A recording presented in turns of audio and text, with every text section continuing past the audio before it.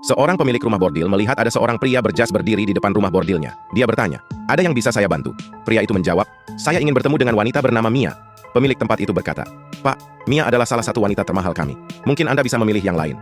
"Tidak, saya ingin Mia," jawab pria itu. Tak lama kemudian, Mia keluar dan berkata ke pria itu, "Biaya saya 100 juta rupiah." Tanpa ragu, pria itu mengeluarkan uang 100 juta, memberikannya kepada Mia, dan mereka berdua pun naik ke atas. Setelah 1 jam, pria itu pergi. Malam berikutnya, pria itu datang lagi dan meminta untuk bertemu Mia lagi.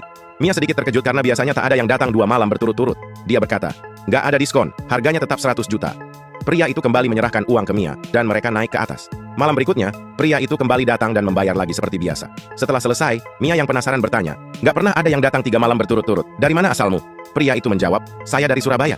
"Oh ya," kata Mia, "saya punya keluarga di sana." "Saya tahu," jawab pria itu, "ayahmu meninggal, dan saya adalah pengacara kakakmu. Dia meminta saya untuk mengantarkan warisan sebesar 300 juta rupiah untukmu." Suatu hari, Inem menemukan kondom bekas ketika sedang menyapu lantai kamar majikannya. "Bu, ini apa ya?" tanya Inem. "Oh, ini kondom Nem, masa kamu nggak tahu?" jawab majikannya. "Saya nggak tahu Bu," sambung Inem.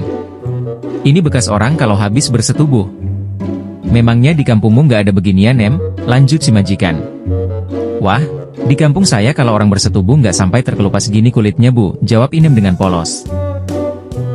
Guru taman kanak-kanak berkata kepada kelasnya, Ayo anak-anak, siapa yang bisa menggunakan kata pasti dalam sebuah kalimat? Pertama, seorang gadis kecil mengatakan. Langit pasti biru?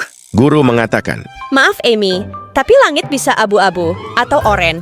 Anak kecil kedua berkata. Daun-daun pasti hijau.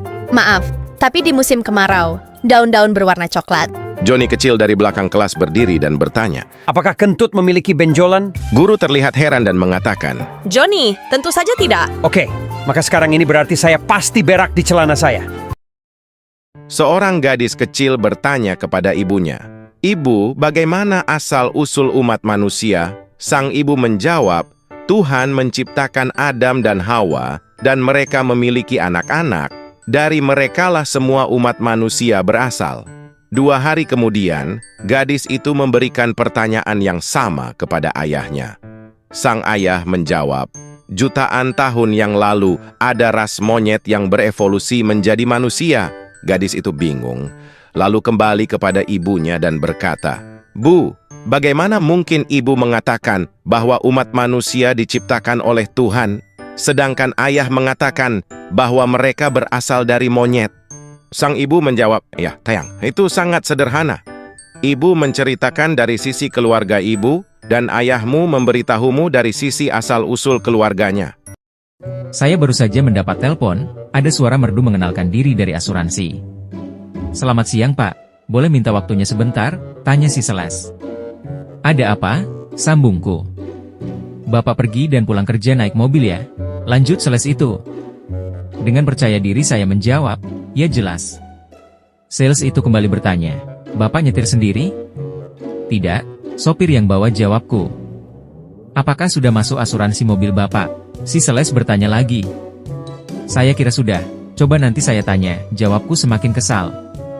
"Berapa nilai mobil Bapak? Di bawah 1M, atau 1M lebih?" "Semestinya 1M lebih," jawabku. "Mobil apa yang Bapak pakai?" tanya si Sales. "Transjakarta," jawabku sudah emosi. Tiba-tiba telepon ditutup.